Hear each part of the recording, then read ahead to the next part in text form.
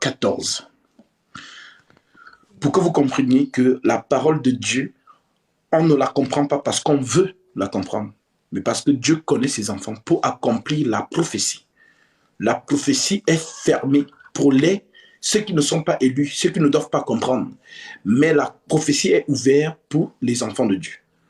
Donc, on peut lire ça, Actes chapitre 16, versets 13 à 14. D'accord. Euh, voilà. Le jour du sabbat, nous nous sommes rendus à l'extérieur de la ville, au bord d'une rivière, où nous pensions trouver un lieu de prière. Nous nous sommes assis et avons parlé aux femmes qui étaient réunies. L'une d'elles s'appelait Lydie. C'était une marchande de pourpre, originaire de la ville de Thyatire, qui craignait Dieu. Elle nous écoutait et le Seigneur a ouvert son cœur pour qu'elle soit attentive à ce que disait Paul. Amen. Ah, Amen. C'est cette mention que je voulais que tout le monde entende. Ces femmes, elles sont plusieurs à la rivière. Paul arrive et commence à parler. Mais bizarrement, Dieu ouvre le cœur d'une seule, qu'on appelle Lydie. On dit le Seigneur lui ouvrit le cœur. Mais quel cœur? Est-ce que c'est le cœur, l'organe qui bat? Non, l'esprit. Afin qu'elle fût attentive à ce qui sortait de la bouche de Paul, pour que ça pénètre son esprit.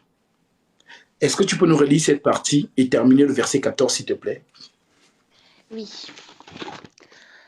Le jour du sabbat, nous nous sommes rendus à l'extérieur de la ville, au bord d'une rivière où nous pensions trouver un lieu de prière. Nous nous sommes assis et nous avons parlé aux femmes qui étaient réunies. L'une d'elles s'appelait Lydie. C'était une marchande de pourpre, originaire de la ville de Thyatire, qui craignait Dieu. Elle nous écoutait et le Seigneur a ouvert son cœur pour qu'elle soit attentive à ce que Paul disait. Après avoir été baptisée avec sa famille, elle nous a invités en disant: Si vous me jugez fidèle au Seigneur, entrez dans ma maison et logez-y. Et elle a fortement insisté pour que nous acceptions. Alors que nous Amen. nous rendions, Amen. Donc, vous voyez ici que non seulement le Seigneur lui fait grâce, il ouvre son cœur. Ce que Paul prêche, ça entre directement dans son esprit. Elle a cru, elle s'est fait baptiser. Et après cela, elle a dit à Paul et ceux qui l'accompagnaient que si vous me jugez digne au Seigneur, entrez chez moi pour y demeurer. Donc, quand on invite quelqu'un chez lui, c'est parce qu'elle voulait leur préparer la nourriture. Pourquoi? Parce qu'elle a compris que lorsqu'un vrai serviteur de Dieu vient prêcher la parole, pour arracher les bénédictions, il faut donner quelque chose. Alors, c'est pourquoi elle insiste que ceux-ci viennent dans sa maison. Maintenant que vous avez compris que le Seigneur a ouvert son cœur, la question qui doit vous susciter, qui doit vous ronger, c'est: mais pourquoi Dieu n'a pas ouvert le cœur des autres, mais spécialement le cœur de Lydie? Et pourquoi cette précision? Le Seigneur lui ouvrit le cœur pour qu'elle fût attentive à ce que disait Paul. C'est ça le sort de tous les élus. Le Seigneur ouvre le cœur pour que tu comprennes les dimensions spirituelles, les dimensions célestes de la parole. Maintenant, je vais corréler ce verset avec Daniel chapitre 12, verset 4, ma sœur. Tu peux nous lire Daniel chapitre 12, verset 4, s'il te plaît.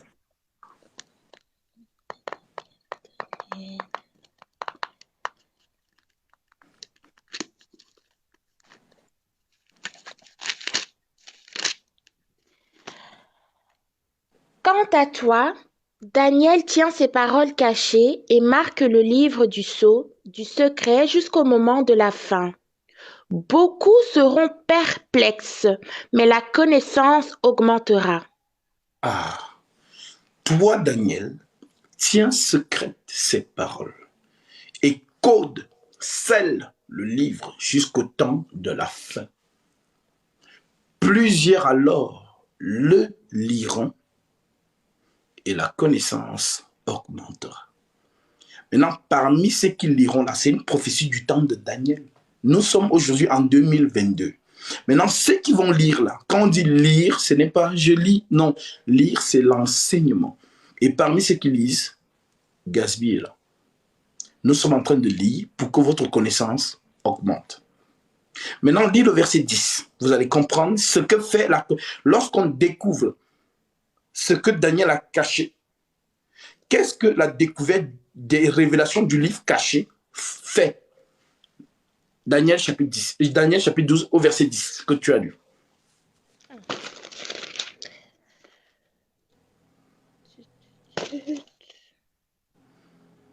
C'est le même chapitre. Voilà. Beaucoup seront purifiés, épurés et affinés. Les méchants feront le mal et aucun d'eux ne comprendra, tandis que ceux qui seront perspicaces comprendront. Voilà. Depuis le moment où le... Pardon. Donc, voilà. Donc, vous voyez ici que on dit que plusieurs seront purifiés, blanchis et épurés. Donc, la révélation de ces livres est pure, blanchie et purifie. Et pure les élus. Donc, on dit, ceux qui auront de l'intelligence comprendront et les méchants ne comprendront pas. Qu'est-ce qu'on appelle méchant selon Dieu? Parce qu'il y a méchant selon la société que nous vivons et méchant selon Dieu. Méchant selon la société que nous vivons, c'est le voleur, le bandit, celui qui agresse les gens, celui qui insulte sa femme, celui qui trompe sa femme. Donc, la femme qui trompe son mari, c'est ça qu'on appelle méchant selon cette société. Elle est méchante, il est méchant. Mais méchant selon Dieu, c'est quoi? Méchant selon Dieu, c'est le fils de la perdition. Méchant selon Dieu, c'est celui-là qui est un fils ou une fille de la perdition. Ça veut dire quoi? Peu importe ce qu'elle fait sur cette terre, sa finalité, c'est la perdition. Vous allez voir beaucoup de gens gentils dans nos sociétés. Elle est gentille, il est gentil, mais elle ne croit pas en Dieu. Moi, je ne crois pas en Dieu. Mais c'est quelqu'un qui a un bon comportement, quelqu'un qui est hospitalier, quelqu'un qui est vraiment, qui a la main sur le cœur, qui aide les pauvres, ainsi de suite. Mais quand tu vas dire à la personne, est-ce que tu crois en Dieu? Elle va te dire non. C'est ça qu'on appelle le méchant. Donc, toute personne qui ne croit pas en Jésus-Christ comme étant le Dieu tout-puissant manifesté en chair, c'est ça qu'on appelle le méchant.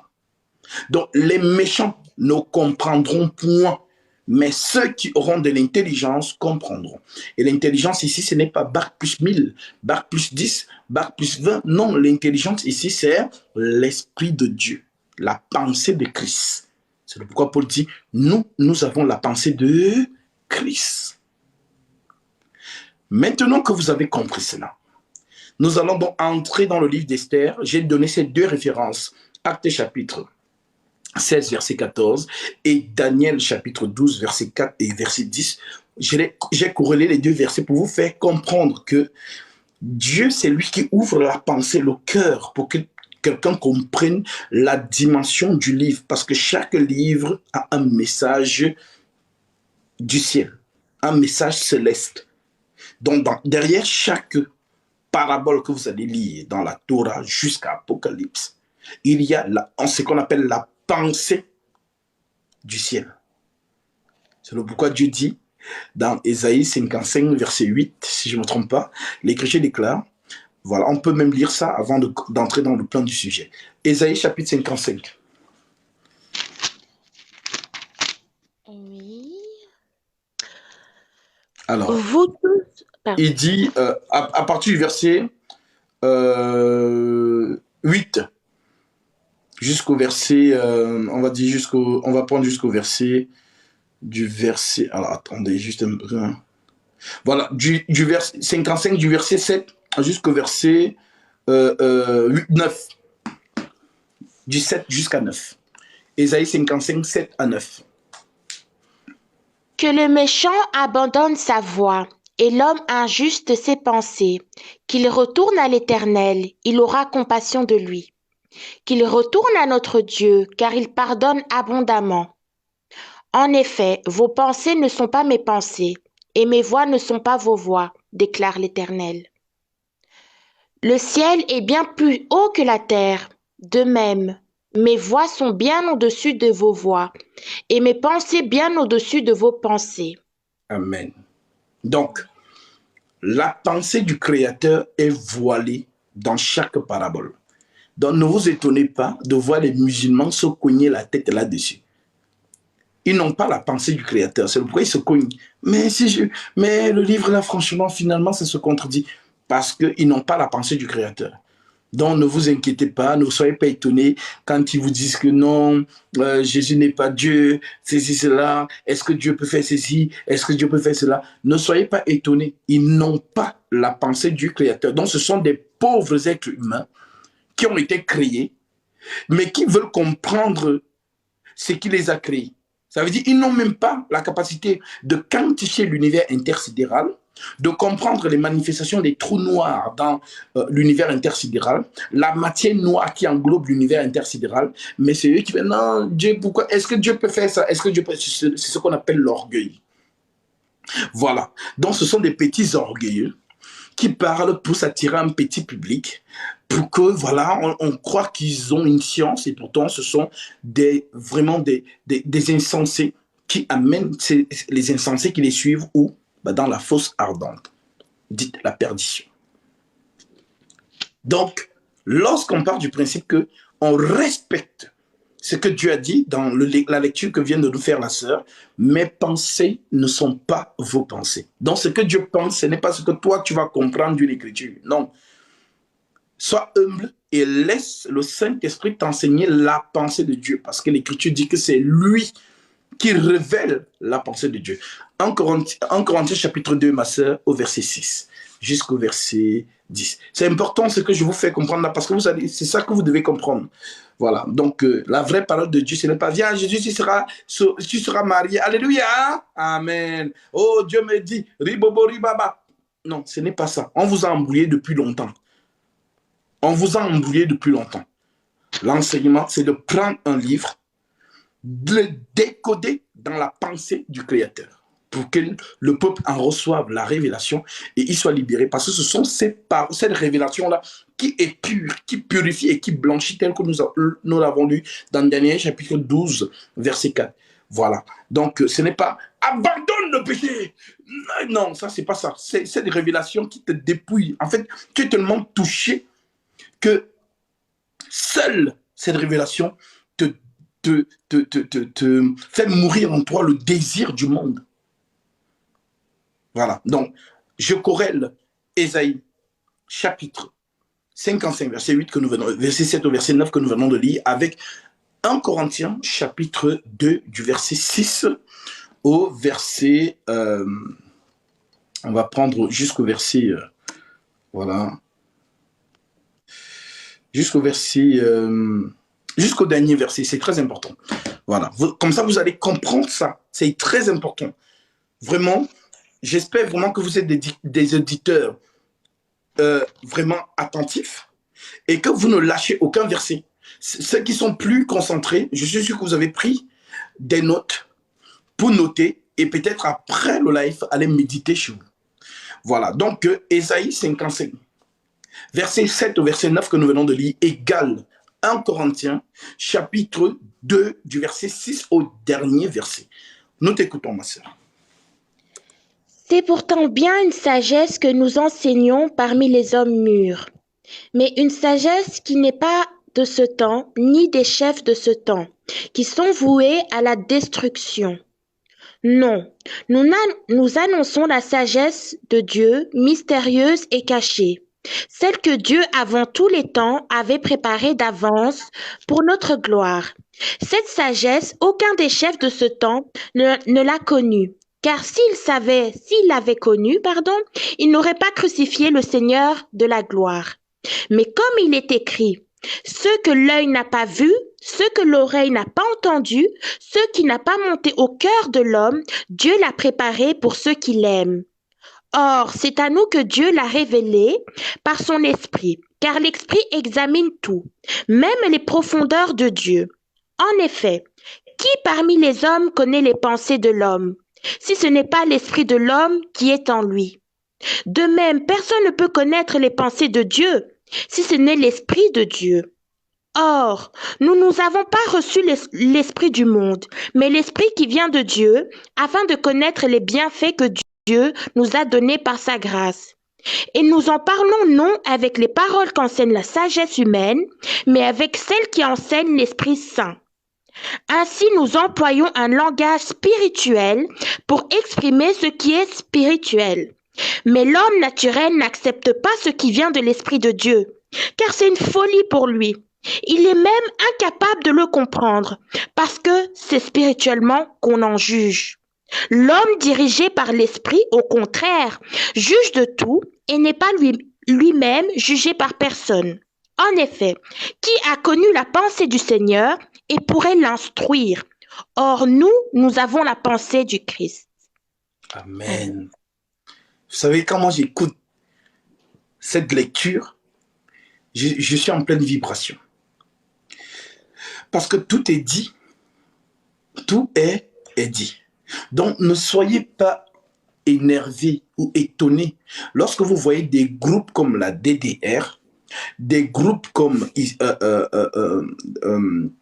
Abdul Majid, des groupes comme les communismes, des groupes comme... Donc, toutes ces obédiences d'abnégation qui ne croient pas en la personne de Jésus-Christ. Ne soyez pas énervés. Ils n'ont pas la pensée de Christ. Maintenant que vous l'avez compris, nous allons entrer dans la matière et que le Seigneur vous donne la capacité de comprendre ce qui va être dit. Nous sommes, pour ceux qui nous rejoignent, dans le livre d'Esther. Nous allons décoder le livre d'Esther par la grâce du Seigneur et vous allez comprendre que le livre d'Esther nous a parlé de tout. Maintenant, nous allons prendre Esther.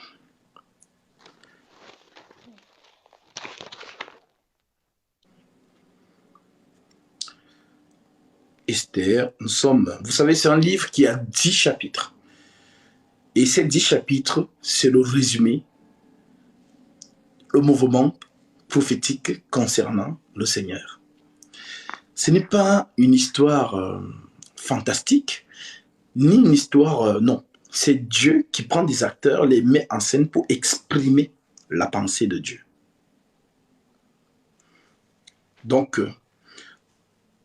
nous allons lire à chaque fois que je vais te demander de t'arrêter pour expliquer. Il faudrait que tu t'arrêtes pour que les gens comprennent. Donc, c'est un livre vraiment, c'est pourquoi j'ai dit ceux qui n'aiment pas la lecture, là, il faut rentrer. Allez, il y a beaucoup de TikTok. Mais ceux qui aiment la lecture, écoutez vraiment. C'est très important. Donc, vas-y ma sœur, commence au chapitre 1. D'accord. Lis vraiment espacement pour que ceux qui nous écoutent aient le temps de méditer chaque mot. C'est important. D'accord. C'était à l'époque d'Assuérus, qui régnait sur 127 provinces, depuis l'Inde jusqu'en Éthiopie. Le roi Assuérus siégeait à ce moment-là à Suse, la capitale. La 3e année de son règne, il organisa un banquet pour tous, ses princes et ses serviteurs. Les responsables militaires des Perses et des Médès, les nobles et les chefs des provinces furent réunis devant lui. Ils étala la glorieuse richesse de son royaume et l'éclatante splendeur de sa grandeur. Cela dura longtemps, 180 jours. À la fin de cette période, le roi organisa un banquet pour toute la population de Suse, la capitale, du plus grand au plus petit. Celui-ci dura 7 jours et eut pour cadre le jardin du palais. Des tentures blanches, vertes et bleues étaient attachées par des cordons de fin lin et de pourpre, à des anneaux d'argent et à des colonnes de marbre. Des lits en or et en argent reposaient sur un pavé de porphyre, de marbre, de nacre et de pierre noire. On servait à boire dans des récipients en or, tous différents les uns des autres. Et il y avait du vin royal dans une abondance qui reflétait la puissance du roi. Cependant, conformément au décret, on ne forçait personne à boire. En effet, le roi avait ordonné à tous ses serviteurs de se conformer à la volonté de chacun. De son côté, la reine Vasthi organisa aussi un banquet pour les femmes du palais royal d'Asterius. Le 7e jour, placé dans de joyeuses dispositions par le vin, le roi Asterius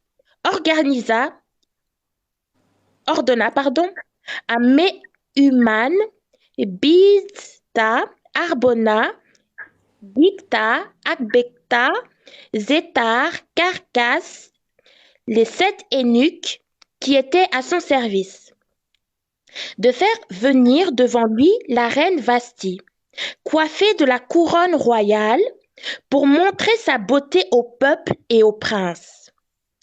En effet, c'était une belle femme. Cependant, la reine Vasthi refusa de venir quand les eunuques lui transmirent le message du roi. Le roi se montra très fâché et en nourrit une ardente colère. Il s'adressa donc aux sages astrologues, car c'était ainsi que se traitaient les affaires royales, devant tous ceux qui connaissaient les lois et le droit. Son proche entourage était composé de Karshena, Shétar, Admata, Tarsis, Mérès, Marséna, Memucan. Ces 7 princes de Perse et de Médie étaient admis en présence du roi et occupaient les premières places dans le royaume. Il leur demanda... On s'est arrêté au verset 14. Retenez-le bien. Verset 14. Là, nous allons d'abord essayer de vous faire comprendre tous ces décors. Donc, ne soyez pas impressionnés par tous les détails qu'on vous a donnés. Voici à quoi résume ce décor. Ici, nous avons le Dieu Tout-Puissant, dans sa gloire, dans son royaume, qui a une femme magnifique et qui a son peuple qui est dans une plénitude de la paix, de la joie. Maintenant, ce roi, ce Dieu, parce que c'est en fait, ne regardez pas Cyrus, non. Ça, ce sont des acteurs qu'on met en évidence pour vous faire comprendre une pensée. Maintenant, ce roi va maintenant célébrer un banquet dans son royaume. Tout le monde peut boire. Celui qui veut boire, boit. Et on va le détailler. 7 princes.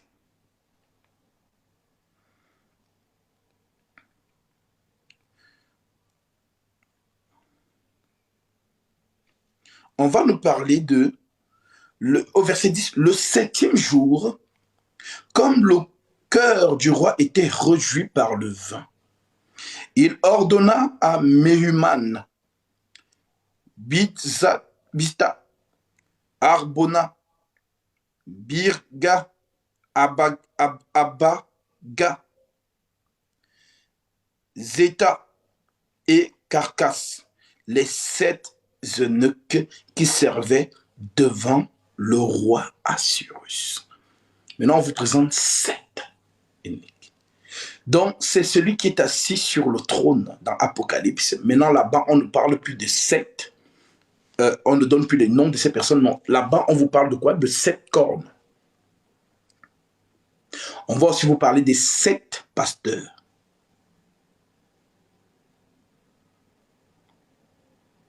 Donc, ces personnes-là, c'est eux qui font le service autour du roi, autour de Dieu. Maintenant, on va nous décrire la beauté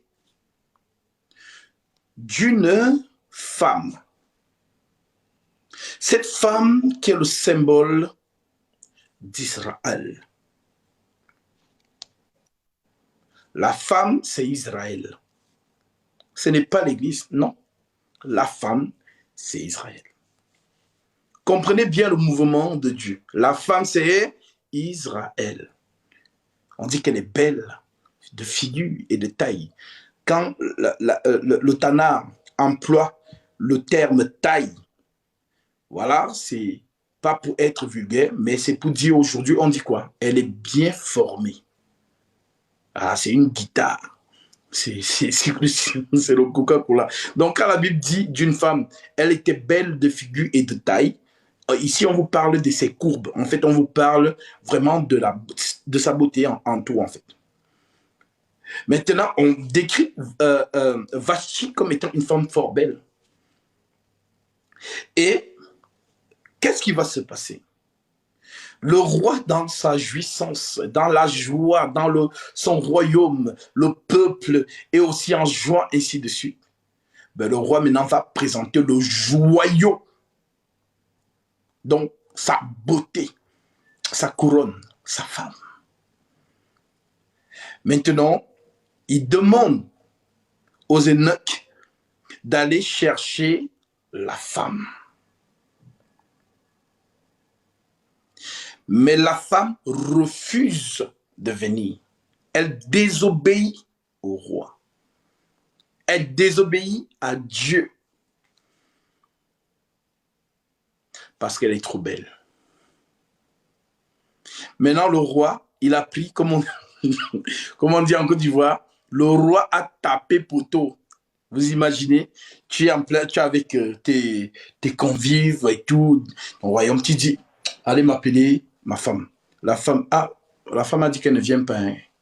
Donc, devant tes invités, tu te sens un peu moindre. Voilà. Donc, ta femme a bafoué ton autorité en présence de tes invités. Donc, ici, le roi tape poteau. Maintenant, ce mouvement-là représente quoi? Ce mouvement représente Israël qui a été aimé de Dieu et qui, justement, s'est conforté dans cet amour-là et après a négligé cet amour et a maintenant méprisé son mari. C'est le pourquoi Dieu parle d'Israël comme étant une femme. C'est le pourquoi il dit « J'exciterai la jalousie d'Israël. J'appellerai bien-aimée celle qui n'était pas ma bien-aimée. » Et là, on disait qu'ils ne sont pas enfants de Dieu, ils seront appelés fils du Dieu très haut. Donc, voici d'où la prophétie là vient. Maintenant, continuons la lecture. Voilà, on descend petit à petit. On s'est arrêté au verset 14, dont nous prenons le verset 15. Il leur demanda, d'après la loi, comment faut-il traiter la reine Vashti suite à son refus de respecter l'ordre du roi Assérius, transmis par les eunuques? Memucan répondit devant le roi et les princes. Ce n'est pas seulement vis-à-vis du roi que la reine Vashti s'est mal comportée. C'est aussi vis-à-vis de tous les princes et de tous les peuples qui habitent toutes les provinces du roi Assérius. Amen. Amen. Donc, ici, parmi les serviteurs du roi, il y a Satan. Il y a Satan. Et Satan, son rôle, c'est quoi? C'est d'accuser les enfants de Dieu. Au lieu que Memucan plaide pour dire « Ah, roi, ne te fâche pas trop. Tu sais, les femmes, parfois, elles sont comme ça. pardonne-la. Mais Memucan, qu'est-ce qu'il va faire? Il va exciter le roi de répudier Vashti. La répudiation veut dire divorce. Gatsby. Vashti n'a pas trompé son mari. Elle n'a pas couché avec un autre homme, non. Elle a juste désobéi à un ordre. Alors, je suis en enseignement, donc ceux qui envoient des messages, s'il vous plaît, voilà, s'il vous plaît. Donc, Memucan, j'ai dit, Memucan, c'est le diable.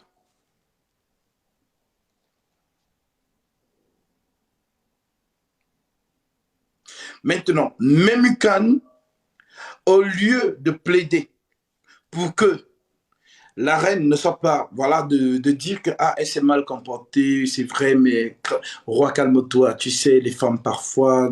Donc, au lieu de raisonner son maître, en d'autres termes, de plaider en faveur de Vashti, qu'est-ce qu'il va faire? Il va plutôt appuyer la décision du roi. Que oui, c'est vrai. Ah, roi, vraiment, c'est qu'elle a fait là. Ouh, non, ça va se répandre dans tout le royaume. Et l'empire médo-perse s'étendait de l'Inde jusqu'en Éthiopie. Et qu'est-ce qu'il joue? Il joue le rôle de l'accusateur comme Satan, parce qu'il est toujours là pour accuser les frères. C'est ça, l'accusateur de nos frères. Il a accusé Moïse, il a accusé Josué. Il est toujours là pour accuser. Voilà le rôle de Memucan. Vous allez comprendre par la suite. Quand nous allons développer encore, vous allez mieux comprendre. Donc ici, c'était juste le cas de figure. Vous devez voir que ici, Memucan, c'est l'accusateur. Donc, continuons au verset où la sœur s'était arrêtée. En effet, au verset 16. Ok. Memucan répondit devant le roi et les princes. Ce n'est pas seulement vis-à-vis du roi que la reine Vashti s'est mal comportée. C'est aussi vis-à-vis de tous les princes et de tous les peuples qui habitent toutes les provinces du roi Assuérus. En effet, l'attitude de la reine déteindra sur l'ensemble des femmes et les incitera à porter un regard méprisant sur leur mari. Amen. Elles diront Amen. Amen. Donc ici, vous voyez ce que Memucan fait. Il dit que, ah roi, ce que tu viens de faire, ce que Vashti vient de faire là, non. Ça va donner le pouvoir aux femmes de se rebeller dans leur foyer.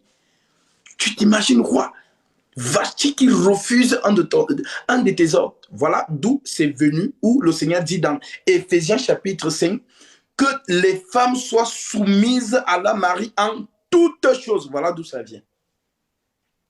Voilà d'où ça vient. En toutes choses. Éphésiens 5. Est-ce qu'on peut lire ça? C'est important. Nous sommes toujours dans Esther. Nous sommes arrêtés au verset 17. Mais c'est important de lire ça. Éphésiens chapitre 5 à partir du verset 22.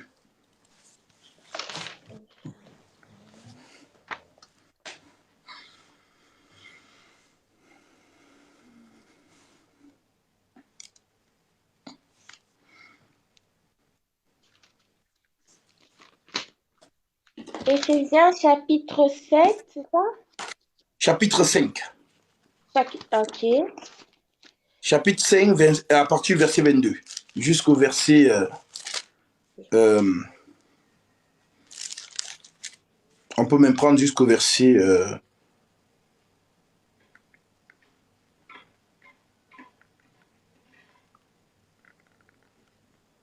jusqu'au verset 32. Du verset 22 jusqu'au verset 32. Ok.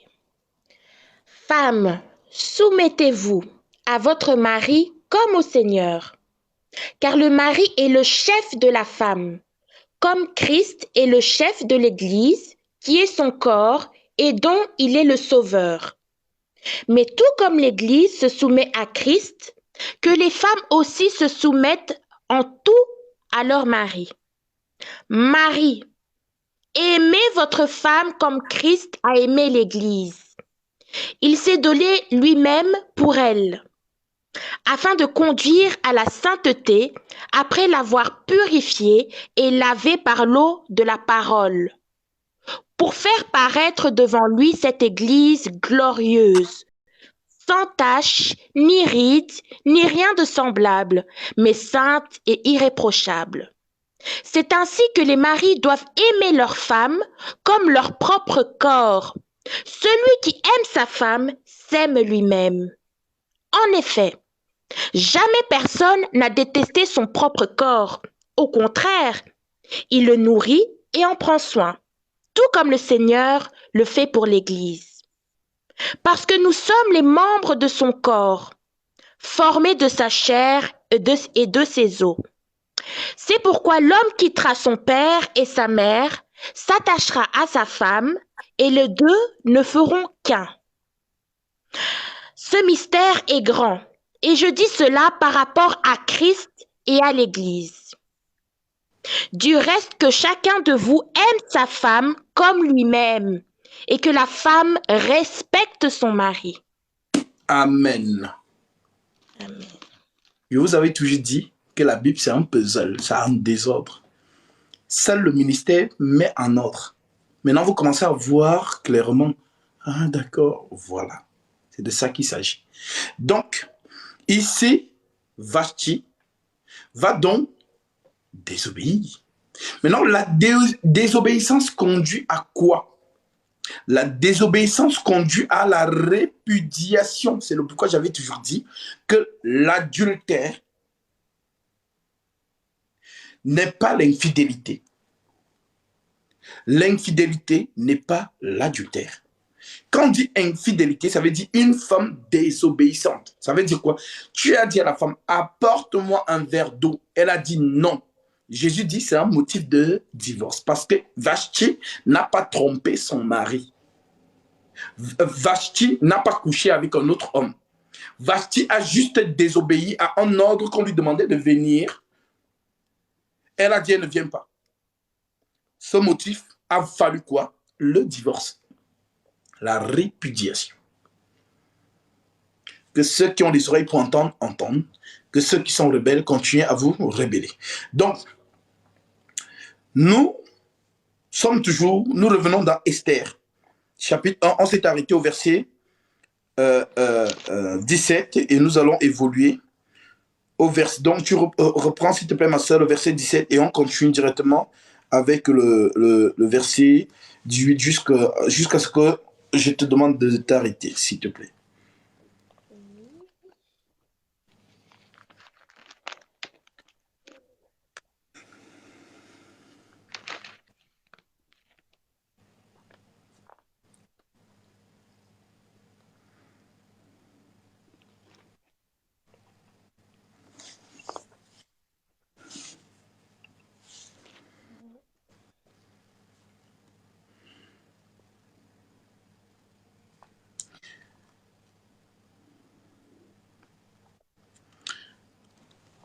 Vraiment, désolé de te donner beaucoup de travail comme ça parce qu'avec moi, on saute toujours des écritures, écritures, écritures. Donc, c'est pourquoi j'utilise toujours plusieurs Bibles. Là, je suis dans la Bible électronique, j'ai la Bible en livre, j'ai la Bible comme ça. Au moins, je peux naviguer dans toutes les écritures pour ne pas me perdre.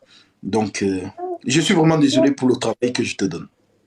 Il n'y a pas de souci, c'est juste au moment de chercher la page que ça peut... C'est vrai, c'est vrai. Surtout quand c'est le livre avec les Bibles électroniques, on va vite. C'est pourquoi j'ai téléchargé Holy Bible. Parce qu'avec Holy Bible, non seulement j'ai toutes les versions, et tu peux choisir la version à tout moment, et tu peux te retrouver plus facilement que les livres. Les livres, il faut d'abord tourner la page, et ainsi de suite. Mais bon, on fait avec les moyens du bord, comme on dit.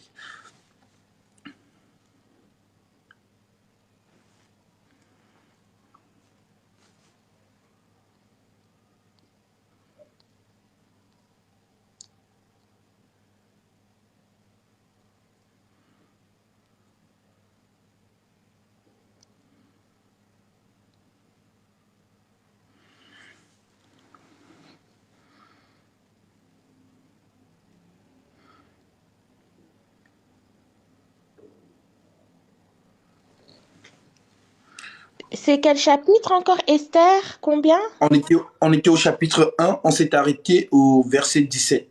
Donc tu vas continuer du verset 17 en descendant jusqu'à ce que je te demande de t'arrêter, s'il te plaît.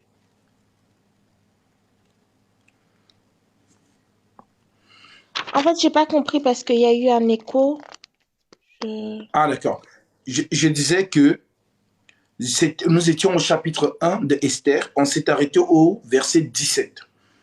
Donc, tu vas lire le verset 17 et continuer, évoluer jusqu'au 18 et continuer jusqu'à ce que je te demande de t'arrêter, s'il te plaît.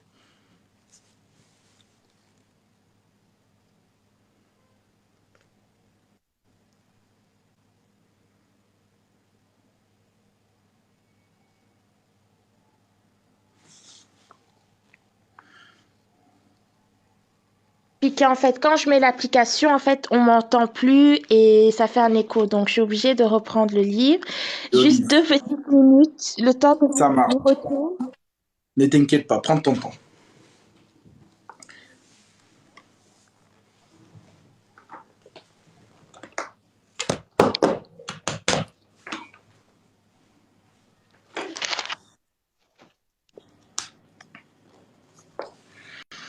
Esther, chapitre 7, c'est ça?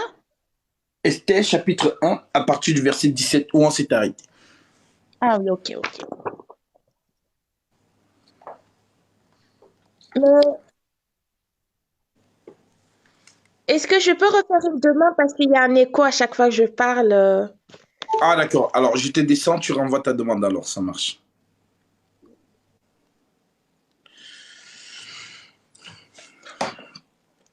Voilà. Je pense que lorsque je vais vouloir sauter dans un autre verset, je vais le lire moi-même pour ne pas la perturber dans sa lecture. Je pense que c'est mieux.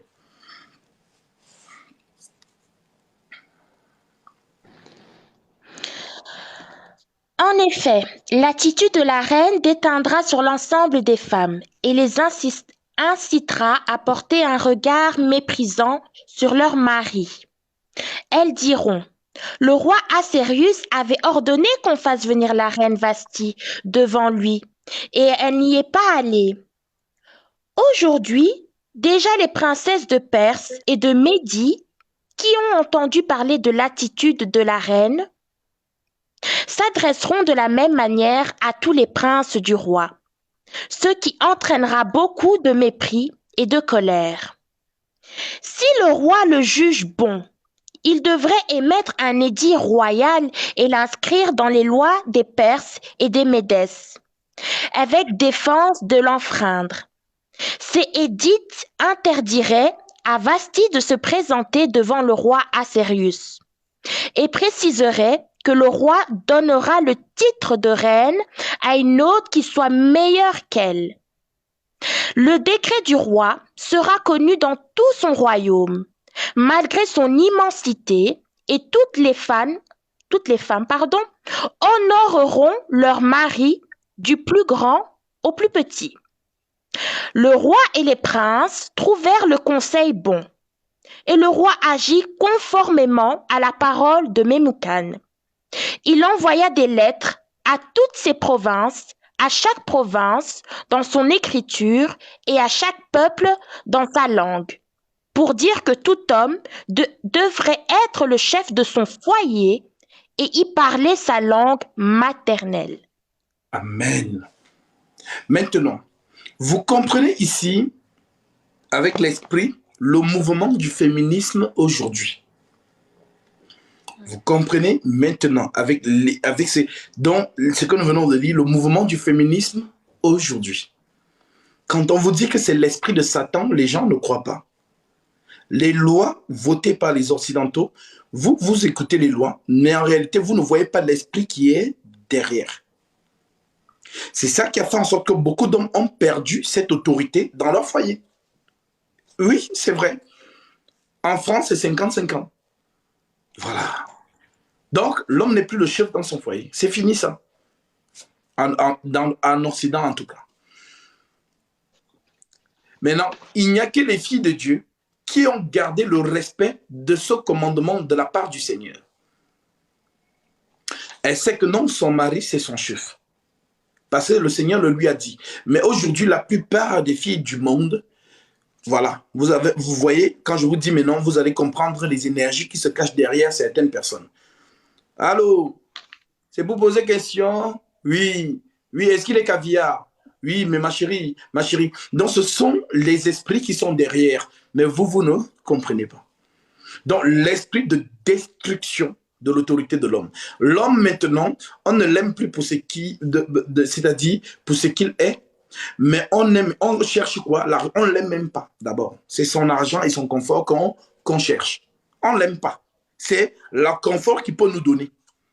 C'est ce que les femmes d'aujourd'hui cherchent le plus. C'est pourquoi je vous ai toujours dit dans toutes mes vidéos aux hommes que faites attention. Faites attention. Parfois, montrez-vous sur une forme simple. Montrez-vous avec ce que vous n'avez pas. Comme ça, vous saurez que si cette femme-là vraiment s'est intéressée à vous pour ce que vous êtes, ou si c'est parce que vous avez garé une Mercedes, ou vous avez porté une montre Rolex, ou quoi que ce soit. C'est là où vous allez voir qui est femme et qui ne l'est pas. Donc, la plupart vous scannent parce que ça s'est propagé.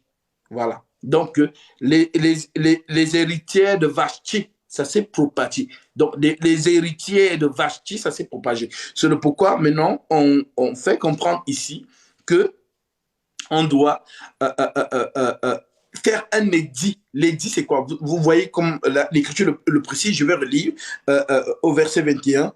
On peut relire le verset 21, ma sœur, si c'est possible. Jusqu'au... Oui. Voilà. Le roi et les princes trouvèrent le conseil bon, et le roi agit conformément à la parole de Memucan. Il envoya des lettres à toutes ses provinces, à chaque province dans son écriture et à chaque peuple dans sa langue, pour dire que tout homme devait être le chef de son foyer et y parler sa langue maternelle. Exactement. Donc, voilà ce que Dieu recommande vis-à-vis des foyers. Mais en Occident, c'est un autre esprit qui veut couper ça. Et ils ont coupé. Je dis même qui veut. Ils ont coupé ça. Donc, il n'y a plus de l'homme chez le chef, c'est égalité. C'est ça qu'on appelle le féminisme. Maintenant, les féministes, l'esprit qui est derrière, c'est Satan. C'est le souffle, c'est-à-dire l'énergie de Satan qui est derrière. Donc, toute femme, peut-être tu le faisais sans le savoir. Peut-être tu le faisais sous l'ignorance. Mais sache donc que si tu te déclares féministe, l'énergie qui est derrière, c'est le diable qui te souffle. Maintenant, vous avez compris d'où ça vient. Donc, ici, qu'est-ce que je vais vous faire remarquer? Nous remarquons ici Memucan. N'oubliez pas ce nom. Memucan, qui joue un rôle précis dans ce mouvement. Memucan, lui, il n'a pas plaidé pour Vashti que, ah, roi, s'il te plaît, vraiment, je sais que vraiment la femme, elle s'est mal comportée, mais voilà, ce sont des femmes, voilà, tu peux pardonner. Il n'a pas fait ça. Au contraire, il a excité le roi dans sa décision de répudier Vashti. Donc, c'est l'élément que vous devez remarquer. C'est-à-dire l'excitation, l'accusation de Memucan vis-à-vis de Vashti. Maintenant, tout ce qui suit par la suite, parce qu'il y avait les autres princes qui ont validé que c'est vrai que si ça se répand que la reine a désobéi au roi, les femmes vont prendre aussi l'autorité dans leur foyer. Parce qu'une femme qui désobéit, c'est renverser l'autorité de l'homme. C'est pourquoi même les épîtres le disent, je ne permets pas à la femme de prendre l'autorité sur l'homme. Maintenant, allons, comme vous avez compris le chapitre 1, cheminons au chapitre 2 avec la sœur. Après ces événements, une fois sa colère apaisée, le roi Assérius pensa avec regret à Vashti, à ce qu'elle avait fait et à la décision qui avait été prise à son sujet. Alors les jeunes serviteurs du roi dirent qu'on recherche des jeunes filles qui soient vierges et belles pour le roi. que le roi désigne dans toutes les provinces de son royaume des inspecteurs chargés de rassembler toutes les jeunes filles vierges et belles à Sus, la capitale, dans le harem sous l'autorité d'Égaï, l'eunuque du roi responsable des femmes. Il leur fournira les produits cosmétiques nécessaires. Et la jeune fille qui plaira au roi deviendra reine à la place de Vashti. Amen. Le roi, pardon. Donc, ici, merci ma sœur pour la lecture. Ici, il y a quelque chose que vous ne devez pas oublier. On dit, le roi pensa à Vashti et était dans le regret. Ça veut dire quoi? Le roi, il aime toujours Vashti. Notre Dieu aime toujours Israël. Donc ici, nous sommes dans des mouvements prophétiques. Comprenez-le bien, parce que c'est un décodage. Nous sommes dans les mouvements prophétiques. Maintenant, donc la mention, ce n'est pas au hasard qu'on dit « Le roi pensa à Vashti et regretta ». Ça veut tout simplement dire que son cœur est toujours, c'est-à-dire, il n'a pas oublié Vashti. Il n'a pas oublié Vashti. Mais le regret veut tout simplement dire qu'il aime encore Vashti. Donc Dieu aime encore son peuple Israël. Dieu n'a pas vraiment coupé le lien total avec Israël. Non. Et vous allez comprendre ça dans la suite du chapitre. Maintenant, comme je l'ai toujours dit, il y a des aigles et il y a des pigeons. C'est quoi la différence entre les deux? L'aigle, c'est l'animal qui vole le plus loin possible, qui vole le plus haut dans le ciel et qui voit le plus rapidement possible. Rien n'échappe au regard de l'aigle. Ça reste un mystère jusqu'à aujourd'hui dans la science. Maintenant, le pigeon, lui, vole son niveau sur le toit. Il ne dépasse pas le toit. Et le regard du pigeon est lent.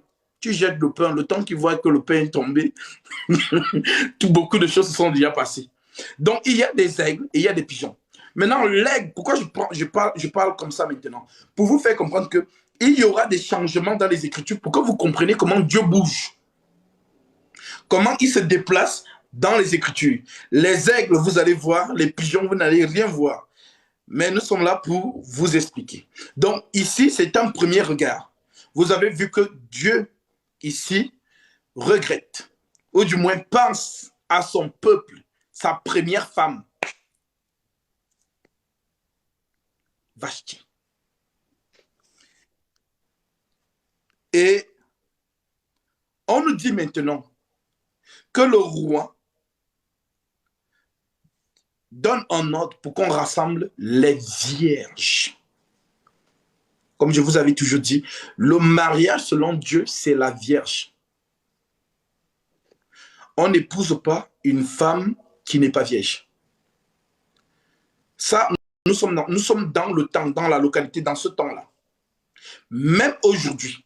Mais le diable, qu'est-ce qu'il a fait? Il a perverti les mœurs. Aujourd'hui, tu vois, moi, je me souviens, quand j'avais 13 ans, au lycée en Espagne, à Majorque, je voyais des filles de mon âge. Mais les choses qu'elles faisaient, j'étais choqué. Et c'était normal. Elles te racontent même ces débats sexuels avec l'autre camarade. Moi, j'étais ailleurs. J'ai dit, attends, 13 ans. Donc, une jeune fille en Occident de 13 ans peut même enseigner la sexualité à sa mère. Genre, tu as ta fille de 13 ans à la maison. Mais les choses qu'elle fait, tu ne peux même pas t'imaginer. À 13 ans. Donc, le symbole de la virginité en Israël était quelque chose que Dieu ne rigolait pas avec. C'était quelque chose de très, très, très, très, très, très important. La virginité, qui est le symbole de la pureté. Maintenant, on dit que dans tout le royaume médo-perse, je vous dis, c'est un royaume, c'est la terre entière en fait. C'est l'étendue de la terre entière. Parce que pour ceux qui nous ont écoutés dans l'enseignement de Daniel, Daniel nous a donné donc une statuette. Le premier royaume, c'est Babylone, la tête d'or. Deuxième royaume, Médo-Perse, l'argent. Et c'est justement les ancêtres d'Assyrus qui ont pris la domination, l'ascendance sur le royaume de Babylone. Vous retrouvez ça dans Daniel chapitre 5. Donc maintenant, Babylone, Médo-Perse règne avec Assyrus. Et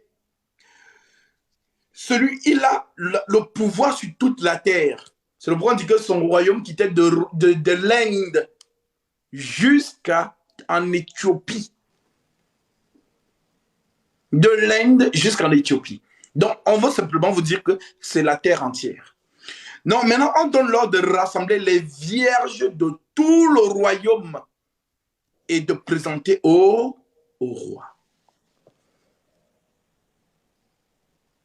Et parmi ces vierges, il va choisir celle qui va remplacer Vashti. Donc, suivez vraiment bien parce qu'ici, le Seigneur va changer de couleur. Quand on dit changer de couleur, vous savez que la robe que Jacob avait donnée à son fils préféré, si on peut dire ça comme ça, à Joseph, on dit que c'était une tunique de plusieurs couleurs. Mais pourquoi elle a plusieurs couleurs? Pourquoi elle a plusieurs couleurs? Pourquoi elle a plusieurs couleurs? Parce que vous lisez dans l'Apocalypse que autour du trône, il y a quoi? L'arc-en-ciel qui a plusieurs couleurs. Et l'arc-en-ciel, c'est le symbole de quoi? C'est ce qui rappelle à Dieu que, oh, calme-toi. Tu avais dit que tu n'allais plus détruire la terre. Donc, l'arc-en-ciel, en réalité, représente le sang. Et ce sang-là, c'est ça qui calme la fureur de Dieu. Donc, la tunique que portait Joseph, c'était le symbole de l'arc-en-ciel. C'était le symbole du sang. Et vous allez même voir que lorsque ses frères sont allés le jeter, laisser pour mort dans le trou, qu'est-ce qu'ils ont fait? Ils ont tué un taureau. Ils ont pris la robe de Joseph et ils ont trempé dans le sang du taureau. Ça, ce sont encore des mouvements prophétiques. On en parlera un jour, si Dieu le permet. Mais c'est, je vous l'ai dit, Christ, c'est une richesse immense. Les révélations, des révélations en révélation en révélation, ça ne finit pas. C'est comme les étoiles du ciel. Donc, vous comprenez ici le mouvement que la robe de Joseph symbolise aussi comment Christ se déplace. Il est serpent d'Aaron ici. Maintenant, il n'est plus serpent d'Aaron. Il est maintenant tourbillon ici. Maintenant, il n'est plus tourbillon. Donc, il se déplace comme ça. Et si tu n'as pas les yeux, tu ne sauras pas où il se trouve. Il est maintenant passé où? Mais si tu as les yeux de l'aigle, tu sais maintenant que, ah, ici, il a changé de couleur. Ici, il est ici. Ici, il est là. Ici, il est là. Ici, il est là. C'est très important ce que je dis. Vous allez comprendre ça par la suite. Donc, vous avez donc compris. On continue au verset 5, ma sœur. S'il te plaît. Oui. Il y avait à Sus, la capitale, un juif du nom de Mardoché. C'était un fils de Jaïr, un descendant de Shimei et de Kis, un benjaminite, qui avait quitté Jérusalem en compagnie du groupe d'exilés partis avec Jéconia, le roi de Juda, sur ordre de Nebuchadnezzar, le roi de Babylone. Amen. Ils se sont... Amen. Donc, ici, on introduit maintenant dans la scène Mardoché. Maintenant, Mardoché, c'est qui? C'est le Seigneur Jésus-Christ. Je vous ai dit, regardez Assyrus, comme Dieu. C'est l'image, en fait, c'est la mise en scène. C'est-à-dire, ne vous attelez pas sur les personnages. Comprenez la pensée du Créateur vis-à-vis de ce livre. Maintenant, ici, Mardoché entre en scène. Mardoché, c'est le Seigneur Jésus-Christ. On a parlé de Bigaï, qui est le responsable des eunuques des vierges du roi. C'est-à-dire que c'est lui qui prépare ces jeunes femmes, qui les fait belles, ainsi de suite, pour les présenter. Chacune va se présenter, donc chacune a son soir. Donc, tu as un soir avec le roi. Si tu ne prouves pas là-bas, le roi t'écarte. Donc, voilà la nuit qu'on t'a donnée pour séduire le roi. Maintenant, on dit que de toutes ces vierges-là, je précise encore au verset... est-ce que tu peux prendre du verset 3 au verset... juste le verset 3, ma sœur, juste le verset 3. Oui. Que le roi désigne dans toutes les provinces de son royaume des inspecteurs chargés de rassembler toutes les jeunes filles vierges et belles à Sus, la capitale dans le harem, sur l'autorité d'Hégaï, l'eunuque du roi responsable des femmes. Voilà. Il leur fournira les produits cosmétiques nécessaires. D'accord. Maintenant, ici, Hégaï, c'est le responsable, c'est le eunuque qui a le rôle de faire quoi? De présenter la Vierge au roi. Maintenant, Hégaï, c'est qui dans ce mouvement? Ce sont les apôtres. C'est l'écriture de Paul dans 2 Corinthiens, chapitre 11, verset 1, que je vais vous lire pour que la sœur reste dans le chapitre.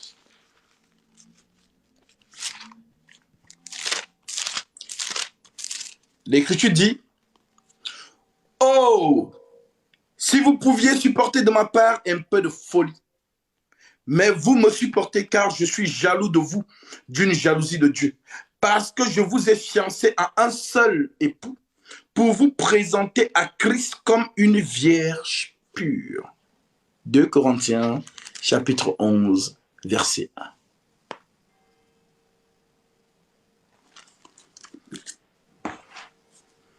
Donc, Hégaï, ce sont les apôtres qui façonnent l'épouse, la fiancée, la vierge.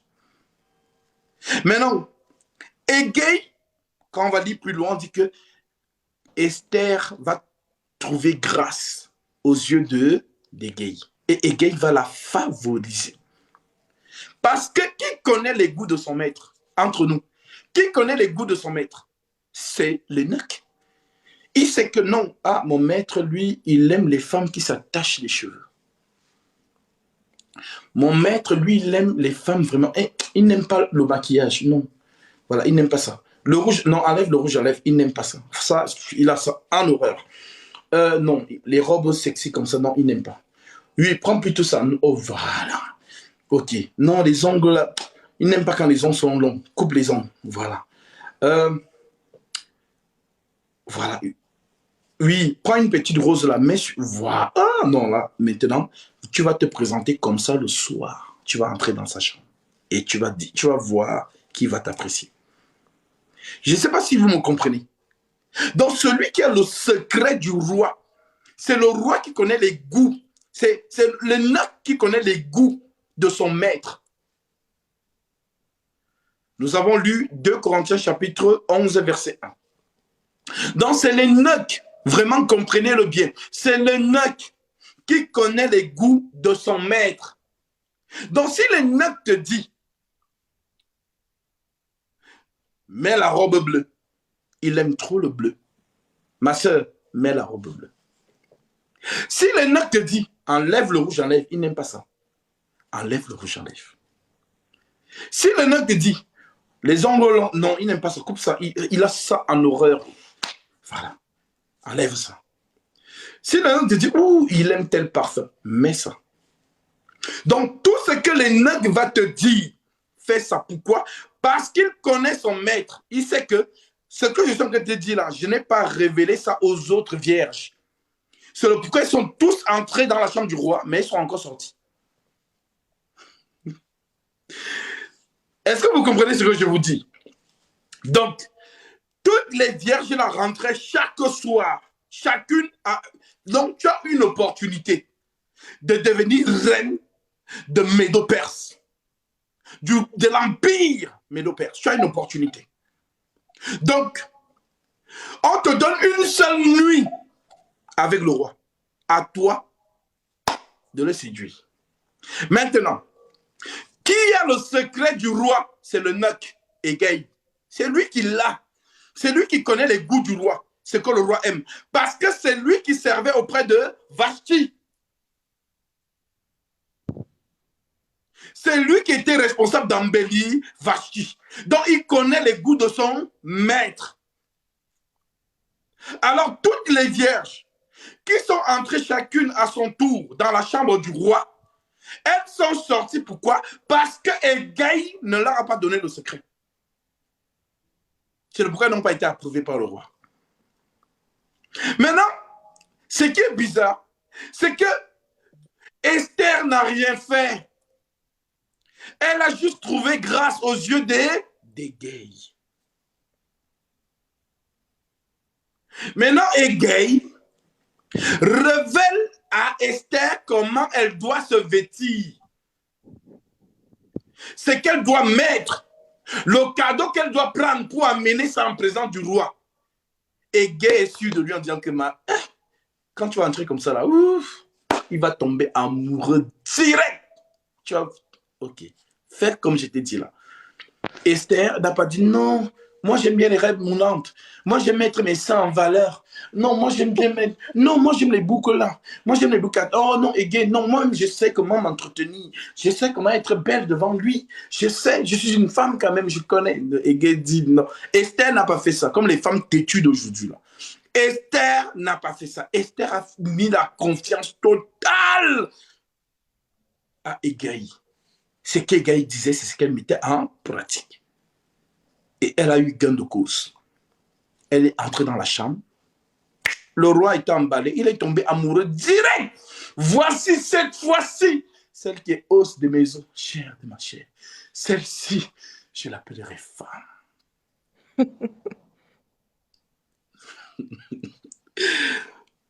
Donc, en gros, mes frères et mes sœurs, écoutons les apôtres. C'est eux qui nous présentent à Christ. Ce qu'ils nous disent de faire dans les épîtres, mettons ça en pratique. Ne discutons pas. Que ceux qui ont les oreilles pour entendre, entendent. Que ceux qui sont rebelles, continuent à vous rebeller. Nous continuons, ma sœur. Voilà un peu le mouvement. Voilà, on s'est arrêté au verset 5. Voilà. 7, hein? Ou 5? 5? 5, oui. Il y avait à Sus, la capitale, un juif du nom de Mardoché. C'est un fils de Jaïr, un descendant de Shimei et de Kis, un benjaminite, qui avait quitté Jérusalem en compagnie du groupe d'exilés partis avec Jéconia, le roi de Juda, sur ordre de Nebuchadnezzar, le roi de Babylone. Il se chargeait de l'éducation d'Hadassah, alias Esther, la fille de son oncle, car elle n'avait plus ni père ni mère. Cette jeune fille était belle à tout point de vue.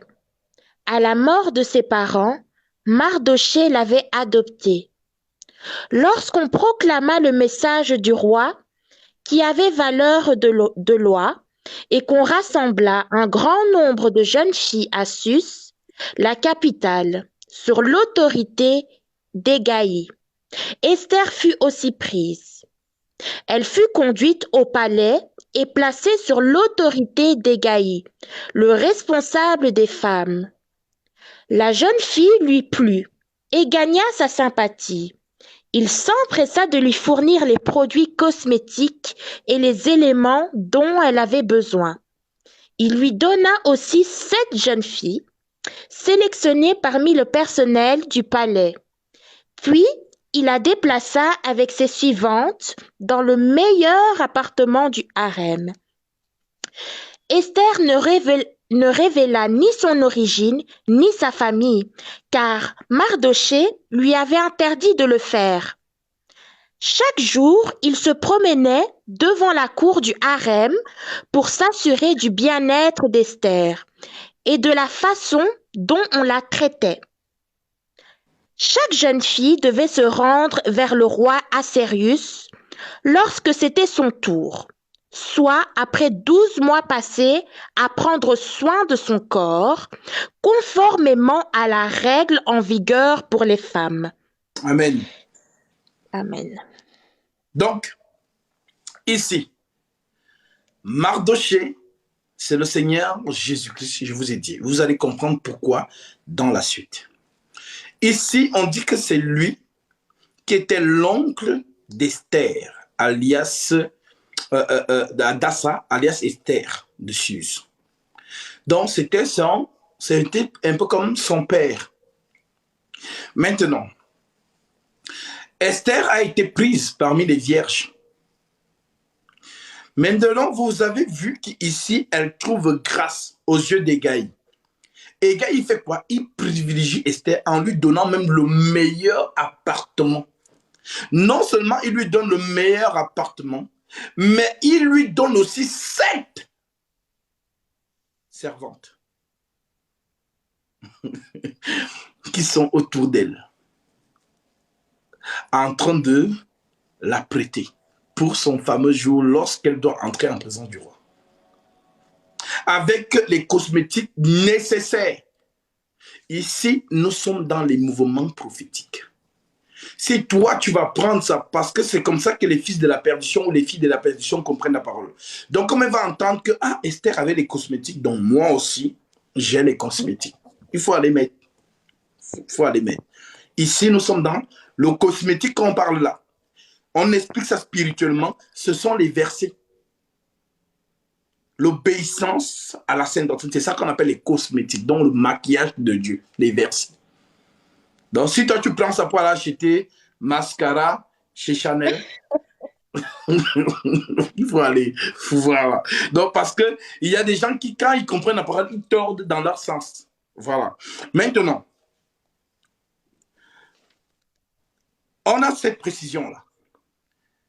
Mardochée, Égaï et Esther. Mardochée, dans le mouvement qu'il va accomplir, c'est le Seigneur Jésus-Christ. Et vous allez comprendre comment, pourquoi. Esther, c'est l'Église. Nous. Et Égaï, ce sont les apôtres qui travaillent sous l'onction du Saint-Esprit pour nous préparer pour le retour.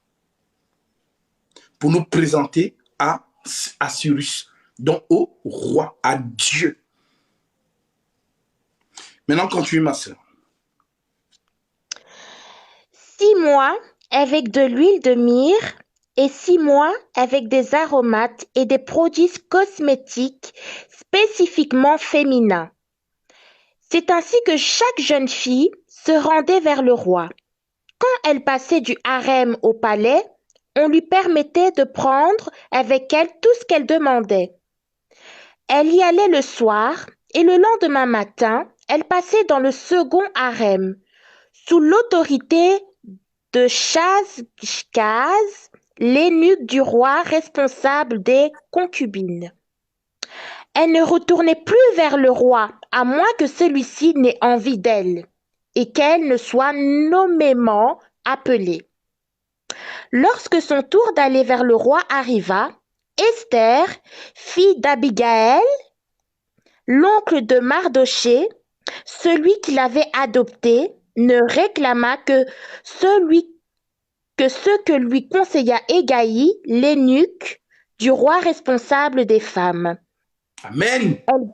Amen. Donc, c'est une précision. On dit que Esther mettait en pratique. Donc, elle n'écoutait que Égaï. Égaï. Égaï. Donc, parce qu'elle connaissait que Égaï a le secret de son maître. Si je veux que Gasby m'épouse, il faut que je passe par son ami qui le connaît bien. Parce que son ami connaît les goûts de Gasby. Il sait que non, Gaspé aime les femmes comme ça, aime les femmes comme ça, aime les femmes comme ça. Donc, c'est une métaphore pour vous parler de Hégaï qui connaît les goûts de son maître. Et on précise que Esther mettait en pratique les conseils de Hégaï. Elle ne voulait qu'écouter Hégaï.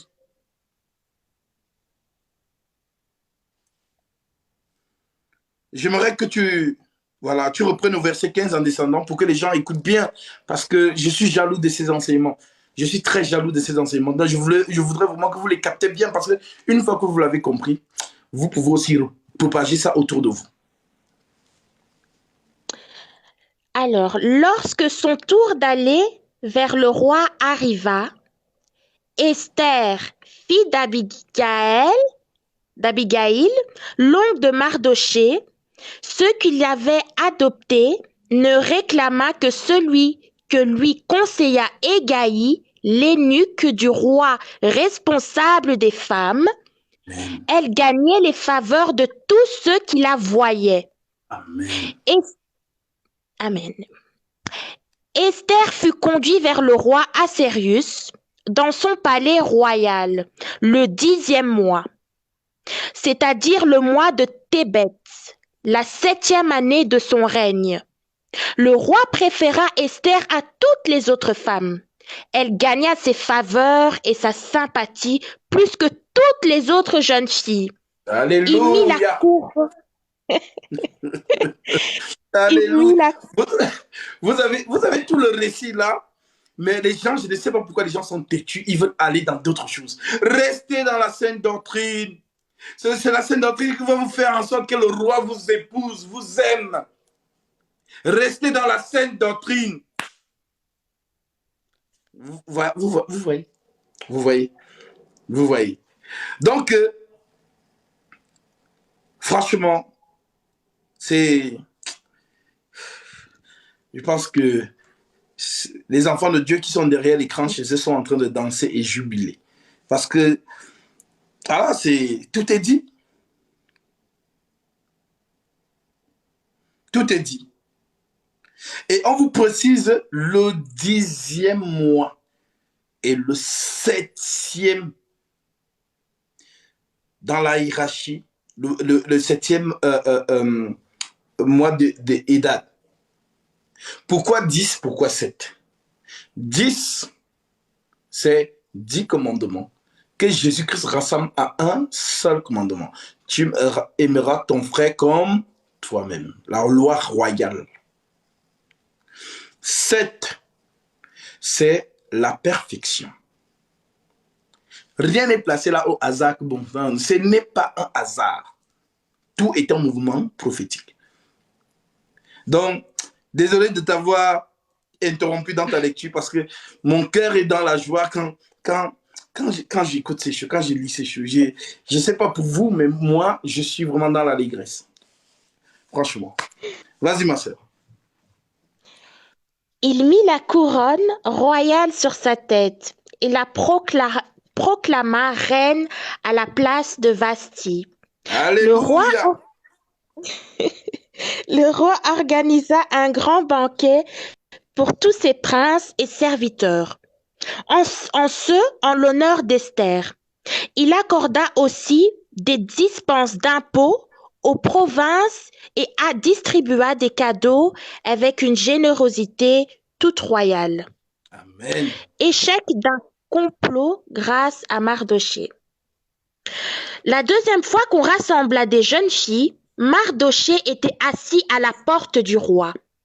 Esther n'avait toujours pas révélé ni sa famille ni son origine, car Mardoché le lui avait interdit, et elle respectait ses ordres, comme lorsqu'elle était sous sa tutelle. À ce moment-là, Mardoché était donc assis à la porte du roi. Bigtan et Teresh, deux eunuques du roi, qui avaient la garde de l'entrée, eurent un mouvement d'irritation et cherchèrent à porter la main contre le roi d'Assuérus. Mardoché qui parla de sa part au roi.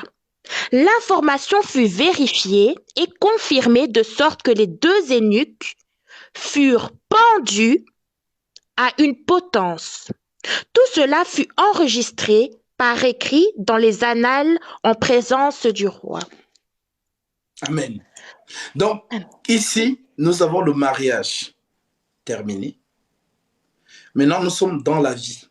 Maintenant, ici, on vous raconte un complot de deux évêques.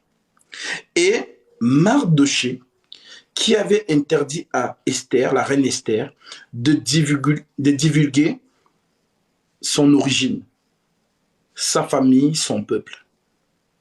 Parce que jusqu'ici, on l'appelait Esther de Suse. Donc, on ne savait pas qu'elle était juive. Shalom, shalom à ceux qui nous rejoignent. Shalom à vous. Installez-vous. Que Dieu vous bénisse. Prenez vos Bibles. Donc, c'est très important que vous puissiez comprendre ça. Shalom à toi, Karinette. Shalom. C'est très important que vous compreniez cela. Maintenant, ici, il y a un plan qui est planifié, qui est mis au point pour tuer Assyrus, le roi Assyrus. Maintenant, nous allons évoluer dans le chapitre 3 et nous allons continuer à décoder ces choses. Allons-y. Après ces événements, le roi Assyrus accorda plus d'importance et de pouvoir à Aman, fils d'Amédatha, l'Agagite. Il lui donna une position supérieure à celle de tous les princes de son entourage. Tous les serviteurs du roi qui se tenaient à la porte du roi pliaient le genou et se prosternaient devant Aman, car cela correspondait aux ordres du roi à son sujet. Mardoché, cependant, ne pliait pas le genou et ne se prosternait pas. Les serviteurs du roi, qui se tenaient à la porte du roi, lui dirent : « Pourquoi enfreins-tu l'ordre du roi ? » Comme il lui répétait chaque jour et qu'il n'écoutait pas, ils les informèrent Aman de son attitude pour voir s'il persisterait dans sa décision. En effet, il leur avait dit qu'il était juif.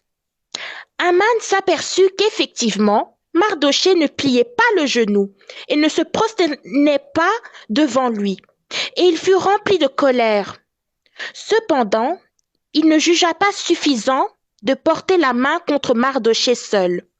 En effet, on lui avait révélé à quel peuple celui-ci appartenait, et il chercha à exterminer tous les Juifs installés dans tout le royaume d'Assyrus, Amen. à savoir le peuple de Mardoché.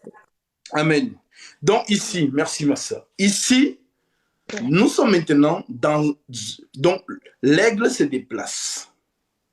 Mardoché, je vous ai dit, c'est le Seigneur Jésus-Christ. Maintenant, ici, on quitte de Memucan, on vient maintenant à Aman. Aman, c'est qui? C'est le diable, c'est Satan. Satan, sa haine, c'est pour détruire le peuple juif. À chaque fois que Satan vient dans le monde, c'est pour opprimer Israël. Donc, Aman, Mardoché ne se prosternait pas lorsque Aman passait. Mais vous avez vu que c'est Dieu, donc c'est Assyrus, qui donne le pouvoir à Aman. Tu marchais au milieu des pierres étincelantes. Vous vous souvenez de cette écriture? Ézéchiel 28. Tu marchais au milieu des pierres étincelantes. Tu étais parfait en beauté. Tu étais en Éden, le jardin de Dieu. Tu étais couvert de toute espèce de pierres précieuses, de chrysolite, de topaz, d'onyx, de sardoine, d'escarboucle, d'émeraude, de saphir, de diamant. C'est Aman. Maintenant, Aman veut séduire, corrompre le royaume. Aman veut éliminer l'épouse du roi Aman, vont exterminer tous les Juifs. Aman, c'est le diable. Voilà comment Dieu parle tantôt d'une manière, tantôt d'une autre, mais l'on n'y prend point garde. Maintenant, continuons la lecture. Donc, on est au verset 7. La 12e année... Oui, au verset 6. Ah, ok. Cependant... Ah oui, c'est vrai. Autant pour moi, ma soeur. Oui, c'est vrai, au verset 7, c'est ça. Ok.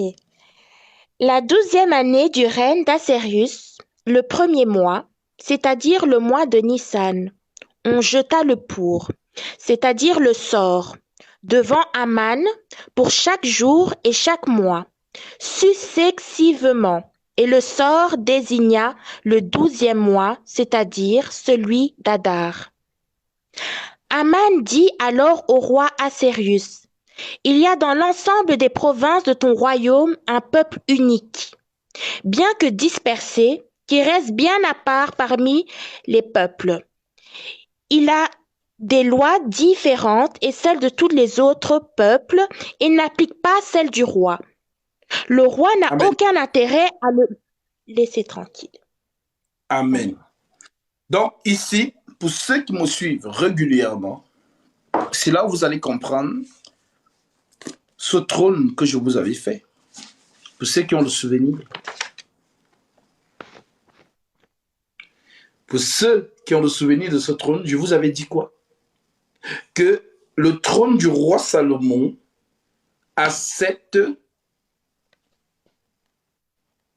degrés. Premier degré, deuxième degré, troisième degré, quatrième degré, cinquième degré, sixième degré, et le trône est posé sur le 7e degré. Le trône est posé sur le 7e degré. Donc ici, dans le 7e degré, c'est le règne. Maintenant, je vous ai fait comprendre que chaque échelon, chaque degré, en rouge que vous voyez, ce sont les peuples. Donc, ce sont des générations, 6 générations. Donc, les peuples dans la première génération, parmi la première génération, il y a un peuple qui est un peuple puissant, un peuple fort. Donc, le peuple en bleu, c'est-à-dire, ce que vous voyez en bleu, ce sont des lions. Parce que sur le trône du roi Salomon, il y avait un lion de chaque côté. De chaque côté. 2 lions, donc un lion de chaque côté, un lion de chaque côté. Maintenant, au milieu là, ce sont des peuples. Ce sont des générations. Des peuples. Donc, dans la première génération, il y a un peuple fort. Deuxième génération, il y a un peuple fort. Troisième génération, il y a un peuple fort. Quatrième génération, il y a un peuple fort. Donc, un peuple fort, ça veut dire quoi? Les élus de Dieu. Cinquième génération, il y a un peuple fort, donc les élus de Dieu. Sixième génération, il y a un peuple fort, les élus de Dieu. Vous n'êtes pas du monde. Comme moi, je ne suis pas du monde. Si vous étiez du monde, le monde vous aimerait. Et comme vous n'êtes pas le monde vous a haï, comme ils m'ont haï. Est-ce que vous comprenez? Donc, c'est ce qu'on vous montre ici, dans la lecture que la sœur vient de nous faire. On dit que, vraiment, je pense qu'elle va relire ça et vous allez mieux comprendre. Peut-être. On était au verset 6, non? C'est ça? Oui, 6. Au verset 7, oui. La 12e année du règne d'Assérius, le premier mois, c'est-à-dire le mois de Nissan, on jeta le pour, c'est-à-dire le sort, devant Aman pour chaque jour et chaque mois, successivement, et le sort désigna le 12e mois, c'est-à-dire celui d'Adar. Aman dit alors au roi Assérius, il y a dans l'ensemble des provinces de ton royaume un peuple unique, bien que dispersé, qui reste bien à part parmi les peuples. Il a des lois différentes de celles de tous les autres peuples et n'applique pas celles du roi. Le roi n'a aucun intérêt à le laisser tranquille. Si donc tu le juges bon, qu'on te donne par écrit, l'ordre de les faire disparaître. Ce sont 300 tonnes d'argent que je remettrai aux fonctionnaires pour le trésor du roi. Le roi retira l'anneau de sa main et le donna à Aman, fils d'Ammédatha, l'Agagite, qui était l'adversaire des Juifs. Et il lui dit, « L'argent et ce peuple sont à ta disposition. Fais-en ce que tu voudras. » On convoqua les secrétaires du roi le 13e jour du premier mois, et on l'écrivit un message en tout point conforme aux ordres d'Aman, et adressé aux satrapes du roi, aux gouverneurs de chaque province et aux chefs de chaque peuple, à chaque province dans son écriture et à chaque peuple dans sa langue.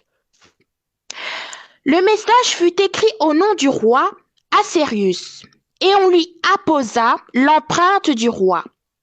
Les lettres furent envoyées par l'intermédiaire de coursiers dans toutes les provinces du roi.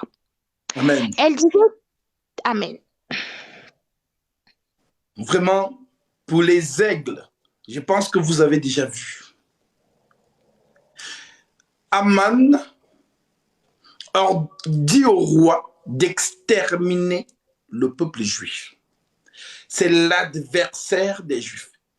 Quiconque est adversaire des Juifs est maudit. Maudit soit celui qui te maudira et béni soit celui qui te bénira. Donc, l'ennemi du peuple juif, c'est Satan. C'est pourquoi vous voyez que dans Apocalypse 12, on vous présente une femme qui a 12 étoiles sur la tête, environnée du soleil, la lune sur ses pieds, et on vous dit qu'elle était enceinte. Les catholiques, ils ont filmé ça, et ils ont dit c'est la Vierge Marie. Non!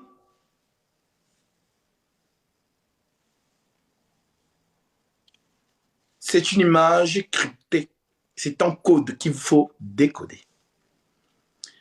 Les 12 étoiles, 12 tribus d'Israël. Le soleil qui l'environne représente Israël. La lune sur ses pieds représente Israël. Elle était enceinte, Israël attend le Messie. Le salut vient des Juifs, disait le Seigneur Jésus-Christ. Donc ici, on vous parle d'un peuple en fait. Donc c'est un peuple qu'on vous montre avec des symboles. Ce n'est pas une femme à proprement dite. C'est un peuple. Et on vous dit qu'au milieu de ce peuple-là sortira le Messie. C'est ce que Dieu dit à Moïse dans Deutéronome chapitre 18. Je vous susciterai d'entre vos frères un prophète comme toi. Celui qui ne l'écoutera pas sera retranché de son peuple.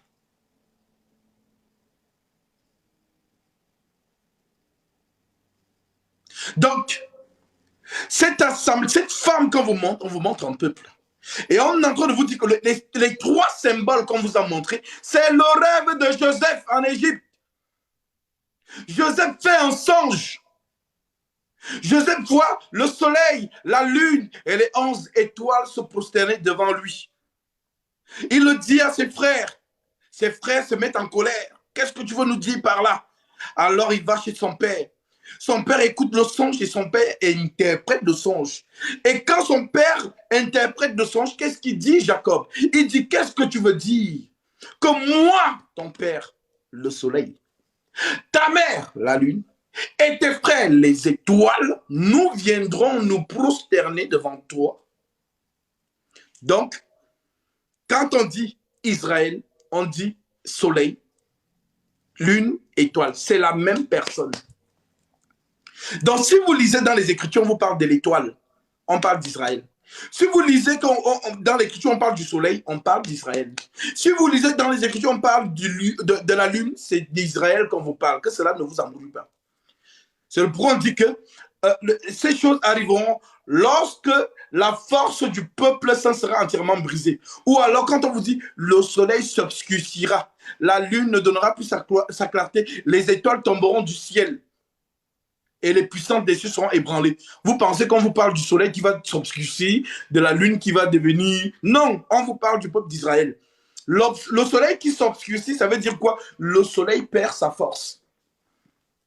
Donc Israël qui perd sa force. Et on va vous situer la prophétie dans le temps. Vous aurez des vertiges.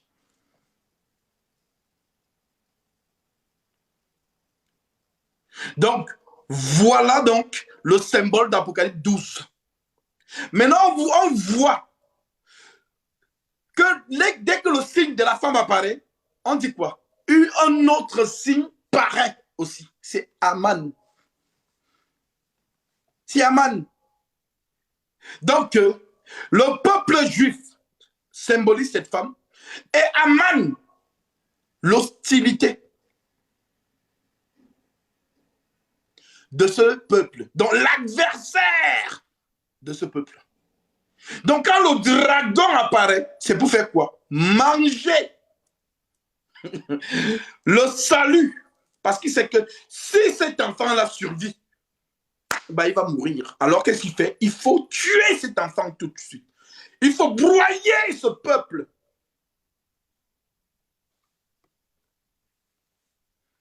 C'est le pourquoi Satan n'aime pas Israël.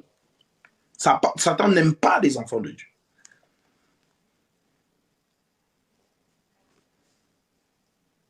Donc, tu vois ici la prophétie. La personne qui ne voit pas, vraiment. Ma soeur, refais un peu l'effort de lire le verset 8 en descendant, pour que les gens comprennent. Aman dit alors au roi Assérius: Il y a dans l'ensemble des provinces de ton royaume un peuple unique, bien que dispersé, qui reste bien à part parmi les peuples. Il a des lois différentes de celles de tous les autres peuples et n'applique pas celles du roi. Le roi n'a aucun intérêt à le laisser tranquille. Si donc tu le juges bon, qu'on donne par écrit l'ordre de les faire disparaître. Ce sont 300 tonnes d'argent que je remettrai aux fonctionnaires pour le trésor du roi. S'il te plaît, juste une petite précision. Les aigles, vous avez vu. Les pigeons, vous n'avez pas vu. 300 quoi? 300 tonnes d'argent que je remettrai aux fonctionnaires pour le trésor du roi. D'accord. Maintenant, Judas, il a vendu Jésus pour combien? 300 tonnes d'argent. Judas a vendu Jésus à 30 pièces d'argent.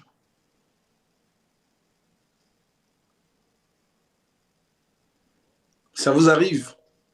Est-ce que vos yeux sont ouverts? Est-ce que ça vous arrive? Je vous ai dit, le Saint-Esprit est ici. Maintenant, on vous apprend à décoder les Écritures, à voir les mouvements prophétiques. Vous avez compris? Donc, les trois, ici on parle de trois. Donc, Judas, quand Jésus a trempé le pain, Jean dit, Seigneur, qui te trahira? Jésus dit à Jean, celui qui trempera le pain au même instant que moi, c'est celui-là qui va me trahir. Judas a trempé. Et Jésus lui dit, ce que tu dois faire, fais-le promptement. Judas comprend. Donc, il ne parle pas à Judas. Il parle au diable. Aman. C'est Aman. C'est le pourquoi Cyrus dit à Aman, fais ce que tu as dit. Alléluia. Amen.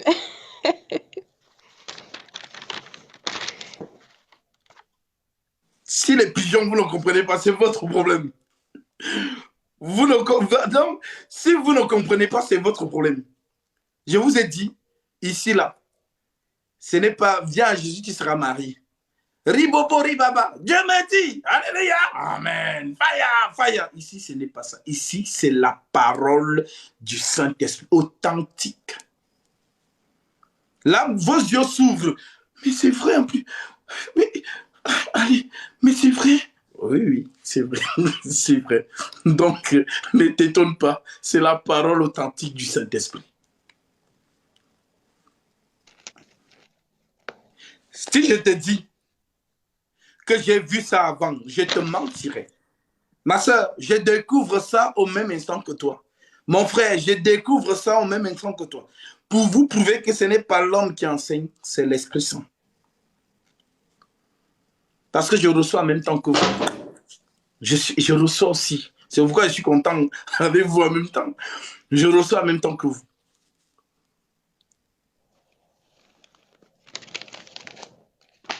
Donc, avant, allez demander à vos pasteurs, vos soi-disant pasteurs là.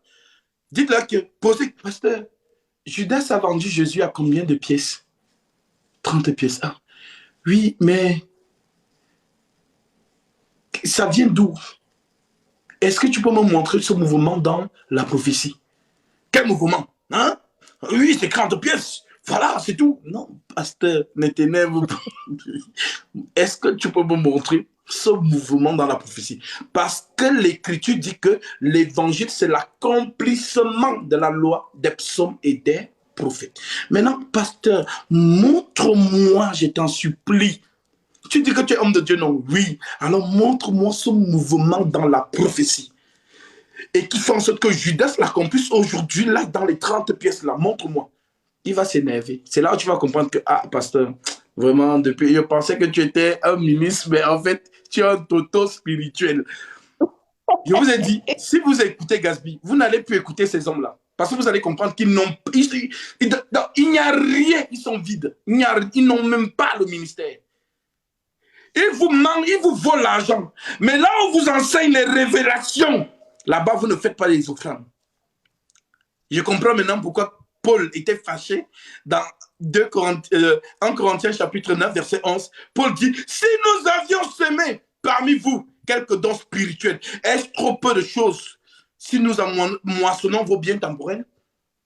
Si d'autres jouissent de ça sur vous, n'est-ce pas plutôt à nous d'en jouir? Donc, là où on vous abrutit, là on vous... ribobori baba, oh, c'est ta tante qui est sorcière.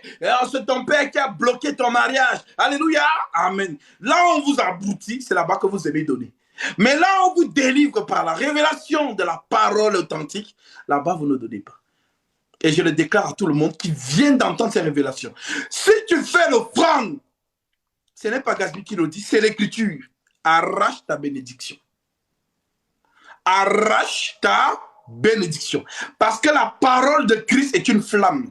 Ces paroles sont esprit et vie. Je ne veux pas que tu écoutes ces choses et que tu restes comme ça.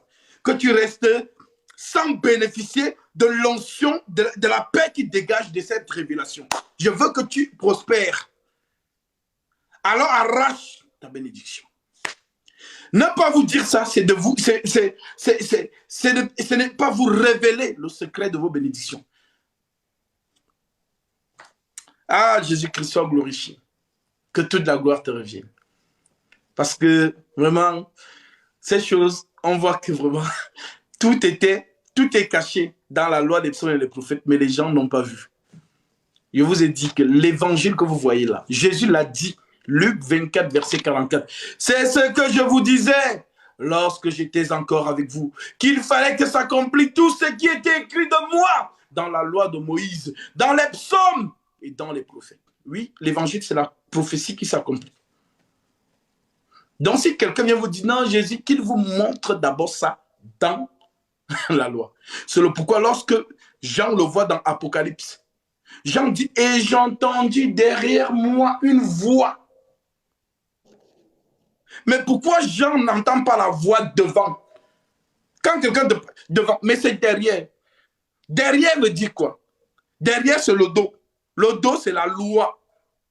Donc, si tu ne comprends pas Christ dans ses mouvements prophétiques, tu ne vas pas comprendre la suite. Alors, Jean se tourne pour regarder la loi, les psaumes et les prophètes. Que Dieu vraiment bénisse tous ceux qui ont écouté ce message. Que Dieu vous bénisse. Arrachez vos bénédictions. Je ne le dis pas pour moi. Honnêtement, je ne le dis pas pour moi. Je dis ça parce que c'est l'Écriture qui le dit. Arrachez vos bénédictions. Arrachez vos bénédictions. Ah, Gatsby, depuis j'ai fait mon entreprise, ça ne marche pas. Voici le secret. Ah, Gatsby, vraiment, depuis là, je cherche. Dieu vous a donné le secret. Parce que ces choses que vous venez d'entendre, je vous le dis au nom de Jésus-Christ, vous n'avez jamais entendu ça quelque part. Si tu as entendu ça, montre-moi la vidéo, je vois. Ou bien dis-moi que l'homme là avait dit ça. Chaque fois que je monte, vous négligez ce TikTok, mais à chaque fois que je monte ici, c'est l'exclusivité. Appelez ça de l'orgueil si vous voulez. Mais je sais que je dis la vérité. Et je m'enorgueillis en Jésus-Christ, pas hors de lui. C'est le pourquoi Paul dit, si je voulais me glorifier de ces choses, je ne mentirais pas, je dirais la vérité. Mais je m'en abstiens pour que les gens n'aient pas une haute opinion de ma personne. 2 Corinthiens, chapitre 12, verset 7. C'est la référence, vous pouvez aller lire. Donc, franchement, ça me vraiment... Donc, donc voilà, donc vous comprenez maintenant le mouvement. Donc, nous allons continuer. On était au verset combien? Au verset 8, ma sœur. On descend jusqu'au dernier, jusqu'au verset... Voilà, on s'est arrêté au verset 13. Donc, commençons. Relisons du verset 8 jusqu'au verset 13. Et après, voilà, on va continuer. Aman dit alors au roi d'Assérius, il y a dans l'ensemble des provinces de ton royaume un peuple unique, bien que dispersé, qui reste bien à part parmi les peuples. Il a des lois différentes de celles de tous les autres peuples, et n'applique pas celles du roi. Le roi n'a aucun intérêt à le laisser tranquille. Si donc tu le juges bon, qu'on donne par écrit l'ordre de les faire disparaître. Ce sont 300 tonnes d'argent que je remettrai aux fonctionnaires pour le trésor du roi. Le roi retira l'anneau de sa main et le donna à Aman, fils d'Amedda, l'Agagite, qui était l'adversaire des Juifs. Et il lui dit, « L'argent et ce peuple sont à ta disposition. Fais-en ce que tu voudras. » On convoqua les secrétaires du roi le 3e jour du 1er mois, et l'on écrivit un message en tout point, conforme aux ordres d'Aman et adressé aux satrapes du roi, aux gouverneurs de chaque province et aux chefs de chaque peuple, à chaque province dans son écriture et à chaque peuple dans sa langue. Le message fut écrit au nom du roi Assérius, et on y apposa l'empreinte du roi. Les lettres furent envoyées par l'intermédiaire de coursiers dans toutes les provinces du roi. Elles disaient qu'il fallait en un seul jour, le 13e du 12e mois, c'est-à-dire le mois d'Adar, exterminer, massacrer et supprimer tous les Juifs, jeunes et vieux, petits enfants et femmes, et procéder au pillage de leurs biens. Une copie du document devait être donnée avec force de loi à chaque province et être communiquée à tous les peuples afin qu'ils soient prêts pour ce jour-là. Les coursiers partirent sans tarder, sur ordre du roi. L'édit fut aussi proclamé à Sus, la capitale, et tandis que le roi et Aman s'installaient pour boire, la ville de Sus était plongée dans la consternation. Amen. Donc, vous voyez ici, voilà ce mouvement qui vous présente la femme. Après avoir accouché dans Apocalypse chapitre 12, le dragon sort pour manger son enfant et l'enfant est retiré dans le trône, vers le trône. Maintenant, on dit que la femme s'enfuit dans le désert et le diable alla faire la guerre au reste de sa postérité. C'est le mouvement là que vous venez de voir ici. Donc, nous, on n'a même pas besoin de lire Apocalypse, mais nous pouvons vous enseigner l'Apocalypse rien qu'à travers le livre d'Esther. Toute l'Apocalypse. Franchement, je vous ai dit, c'est l'exclusivité, que Jésus-Christ soit, que toute la gloire lui revienne. Et je le déclare, tous ceux qui vont arracher la bénédiction, faire des offrandes, vous n'avez aucune excuse pour dire que, ah non, gaspille. Voilà ça. Voilà. Donc, le lien PayPal est là. Arrachez vos bénédictions. Sur ma bio, vous trouvez le lien.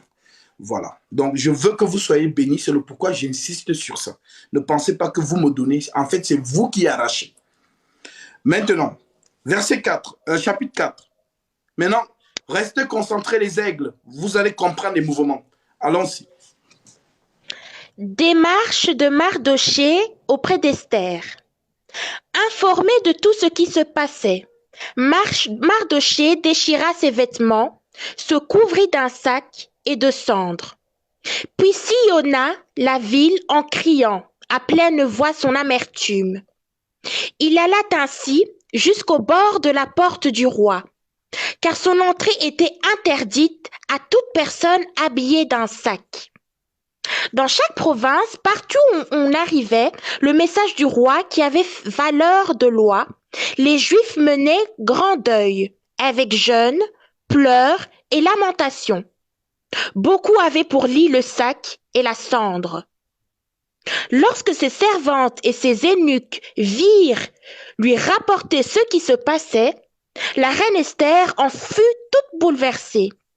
Elle fit parvenir des vêtements à Mardochée pour le pousser à s'habiller et à retirer son sac.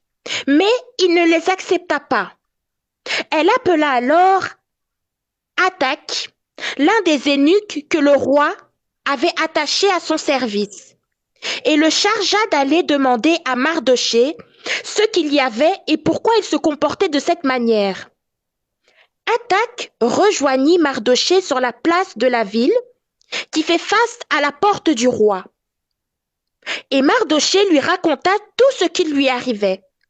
Il lui précisa même la quantité d'argent qu'Aman avait promis de verser dans le trésor du roi pour pouvoir faire disparaître les Juifs. Amen. Amen. Maintenant, ici encore, voici la fameuse prophétie, la prophétie. Rachel pleure ses enfants et elle est inconsolable parce que ses enfants ne sont plus. Voilà la prophétie. C'est pourquoi je vous ai dit, Mardochée, c'est le Seigneur Jésus-Christ qui s'habille en sac, qui pleure. Il pleure qui? Il pleure le peuple d'Israël.